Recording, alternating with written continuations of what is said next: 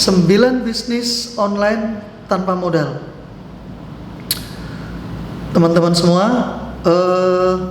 kita mari buat kesepakatan bersama.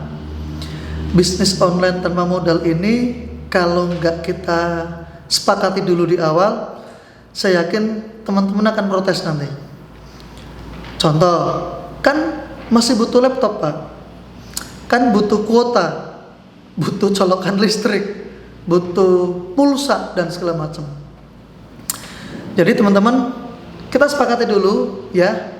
Tolong hal-hal yang remeh-temeh seperti itu ya jangan dijadikan sebagai hambatan ya buat kalian pengen maju. Sekali lagi, intinya ini info yang saya sampaikan kepada teman-teman adalah menurut saya cukup informatif, cukup memberikan edukasi dan inspirasi bagi teman-teman yang saat ini butuh ide bisnis online yang tanpa modal, atau lebih tepatnya hampir tanpa modal lah ya, gitu aja.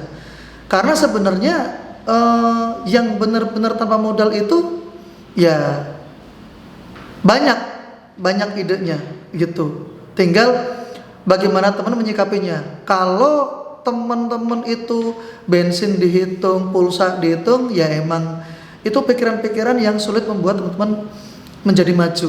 Jadi tolong hal-hal yang remeh-temeh itu jangan terlalu dipusingkan atau dijadikan sebuah kendala.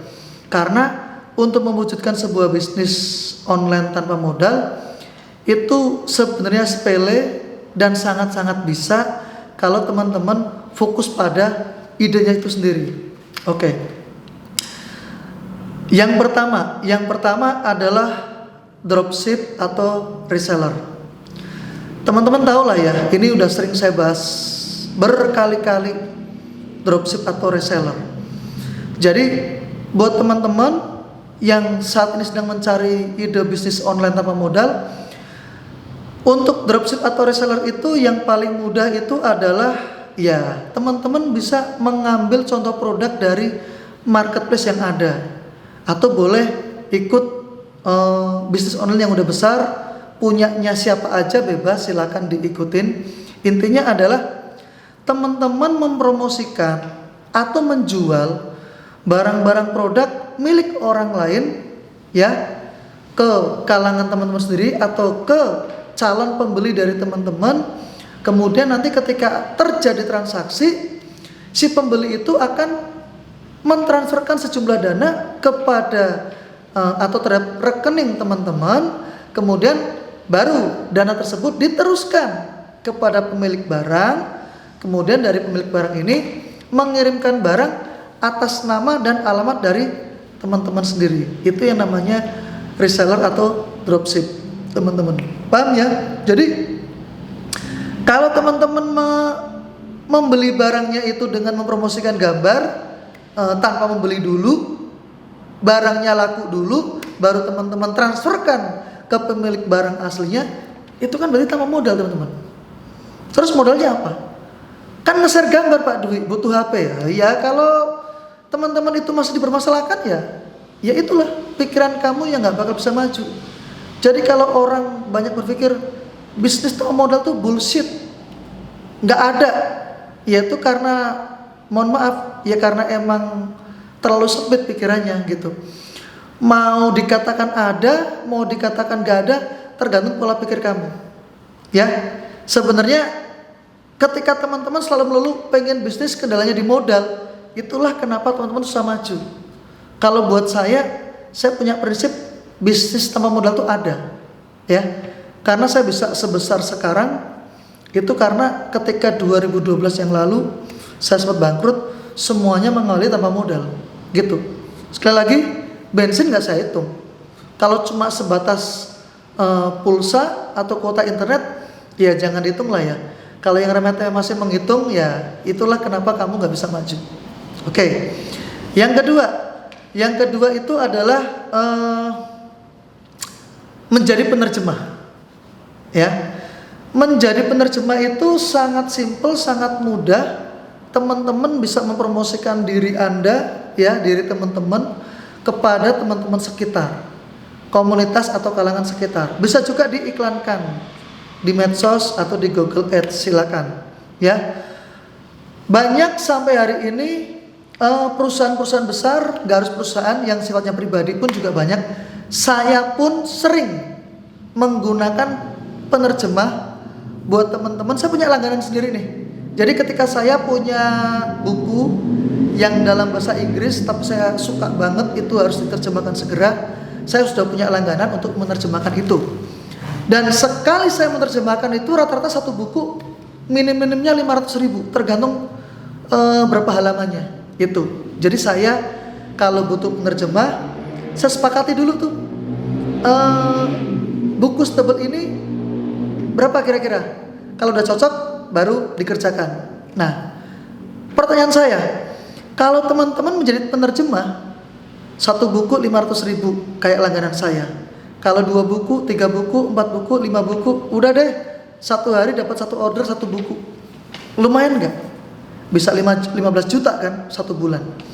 Itu kalau penerjemah. Nah, pertanyaannya, kalau cuma sebagai penerjemah, teman-teman butuh modalnya di mana? Kan butuh komputer Pak Dwi, atau butuh laptop. Ya itu lagi. Kalau pikirannya masih sempit seperti itu, ya itulah kamu sulit maju ya. Sekali lagi, kalau yang masih remeh-temeh masih dipikir itu sebagai modal, ya teman-teman disitulah kamu sulit maju. Untuk fasilitas yang remeh-temeh saya nggak menghitung ya, tetapi untuk mengeksekusi atau mengaplikasikan bisnis tersebut, teman-teman sebenarnya nggak butuh modal besar, karena benda-benda pendukung itu cenderung sudah Anda miliki saat ini, gitu. Kecuali buat teman-teman yang benar-benar nggak punya apa-apa, gitu ya. Tapi kalau cuma HP, komputer atau laptop yang bekas yang sudah dimiliki selama ini, kan rata-rata teman-teman udah punya, gitu ya. Itu penerjemah yang kedua. Kemudian jenis bisnis online tanpa modal yang ketiga. Yang ketiga itu adalah teman-teman bisa memilih videographer atau sebagai fotografer. Silakan ya. Untuk menjadi seorang videographer atau fotografer, ya silakan. Anda berbakat nggak? Nyatanya buat teman-teman yang mau menekuni profesi tersebut, videographer atau fotografer itu sangat berguna. Sampai hari ini konten saya di YouTube saya membutuhkan seorang minimal videographer. Untuk mengisi konten-konten di medsos saya juga butuh fotografer. Dan kebetulan satu orang yang selama ini mensupport kebutuhan saya terhadap dua hal itu dia punya skill itu, dan nyatanya dia bisa menghasilkan sesuatu dari skill itu. Jadi nggak ada alasan lagi buat teman-teman semua kalau pengen bisnis online tanpa modal, ya minimal itu. Silakan skill dan jasa Anda di bidang videographer, di bidang fotografer, itu silakan Anda aplikasikan, Anda tawarkan kepada teman-teman, baik lewat online, lewat medsos atau lewat apa aja. Silakan. Dari yang bergaji 2 juta sampai 5 juta karyawan saya nyatanya ada di bidang itu ya, videographer dan fotografer. Kemudian jenis bisnis online tanpa modal yang keempat.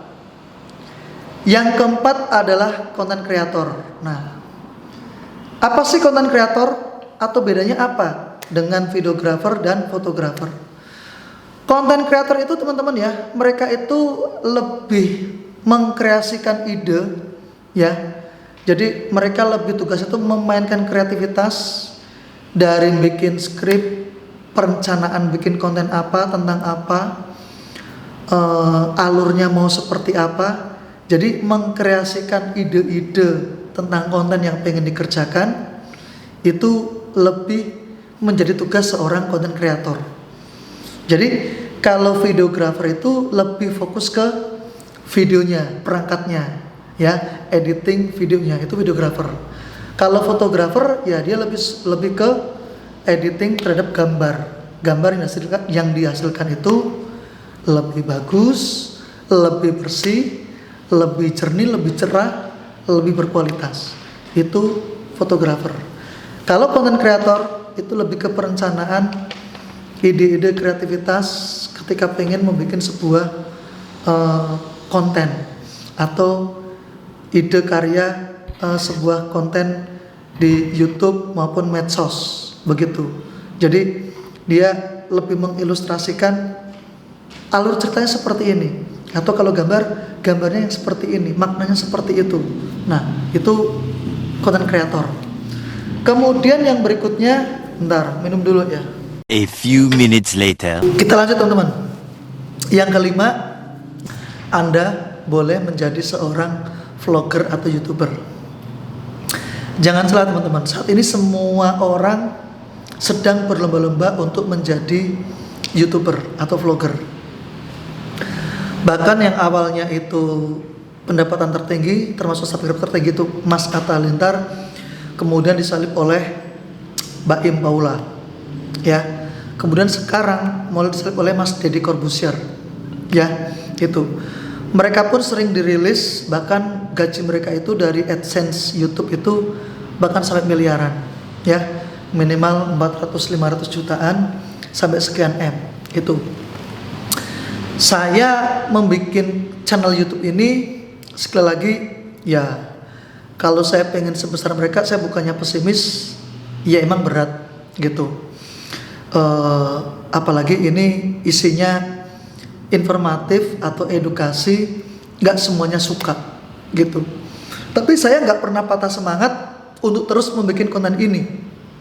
Karena niatan saya bukan mencari AdSense-nya, tapi saya mencari bagaimana saya berani berbagi, bermanfaat untuk banyak orang. Minimal walaupun viewer saya sedikit, cuma 500, 400, 1000, kadang-kadang 50.000, 40.000. Ada beberapa konten yang sampai ratusan ribu, silakanlah, nggak apa-apa. Tapi itu minimal bisa memberikan banyak manfaat, menginspirasi, mengedukasi, nggak masalah. Silakan. Teman-teman yang pengen menjadi YouTuber atau vlogger bisa juga kok. Teman-teman misalnya di bidang kuliner atau vlog harian atau bisa social experience, silakan. Itu sesuaikan dengan kemampuan dan kapasitas teman-teman. Yang jelas kalau Anda fokus sebagai vlogger atau YouTuber, itu nggak ada kemungkinan Anda juga bisa menghasilkan something AdSense dari vlogger atau YouTuber gitu. Kemudian yang keenam. Yang keenam itu adalah teman-teman bisa membuat jasa bikin website. Saat ini banyak toko-toko online, banyak perusahaan, banyak orang-orang pribadi yang pengen bikin website, ya. Bisa tentang toko online atau website profile, tentang sebuah perusahaan, ya, macam-macam. Saya pun sampai hari ini sudah memiliki sekitar 5 website, ya. Semuanya tentang usaha saya. Setiap saya bikin website rata-rata di atas 5 juta, rata-rata. Bayangkan. Untuk mengakomodir kebutuhan website saya, itu 5 kali 5 aja udah 25 juta. 25 juta gitu. Jadi teman-teman yang punya skill membuat website, silakan tawarkan melalui online. Lagi-lagi kembali minimal lewat Google Ads, FB, IG Ads, medsos lainnya, grup WA teman-teman di lingkungan teman-teman, silakan. Mau lingkungan komunitas arisan, RT RW, organisasi atau teman nongkrong, terserah, silakan. Itu bisa Anda tawarkan itu. Kemudian yang ketujuh, teman-teman bisa mengaplikasikan atau menawarkan desain grafis, ya. Di antara kalian mungkin punya bakat desain grafis. Desain grafis itu simple. Sampai hari ini pun saya membutuhkan jasa itu. Untuk apa? Ya, bisa untuk mengatasi desain web saya udah jadi, pengen lebih dipercantik, atau bisa juga untuk konten medsos saya itu butuh kemampuan desain, ya. Silakan. Bisa desain grafis itu macam-macam kok fungsinya. Bisa untuk bikin spanduk, bikin kartu nama, bikin desainnya website, bisa bikin name tag, macam-macam. Itu bisa Anda tawarkan dimanapun di dunia online, ya. Dan kalau Anda fokus, Anda bisa menghasilkan banyak hal di sana. Kemudian teman-teman, yang ke-8. Yang ke-8 itu teman-teman boleh mengerjakan tutor online. Nah, tutor online pun jangan pernah disepelekan ya. Tutor online itu bisa dibilang bahasa lainnya adalah guru online atau mentor online. Bisa juga identik dengan les-lesan online atau buka bimbingan online, bimbingan private online, silakan.